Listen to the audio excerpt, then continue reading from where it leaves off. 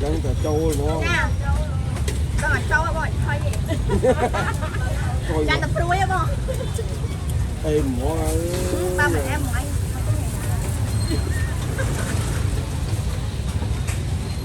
Giờ mà con tê bằng máu này đang ta ra rồi. Đi ra kia. Lên vào nè, ăn lên đây đi.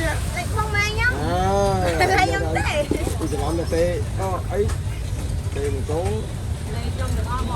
Cho một lại không? Một lại được không? Cho cô còn lại. Một lại. Quán chụp bay qua là hốt nấu ngon rồi.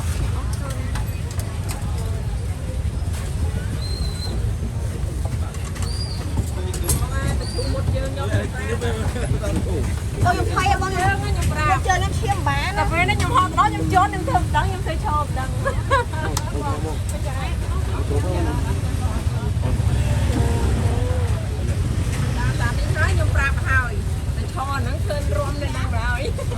Chọc cay nặng bộ. Bây giờ chọc cay nè.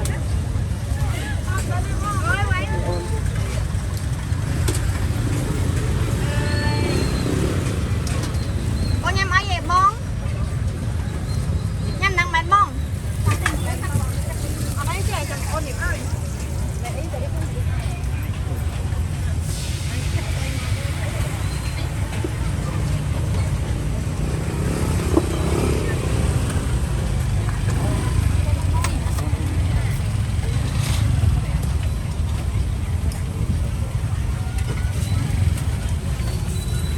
Con nhâm ai sao bông?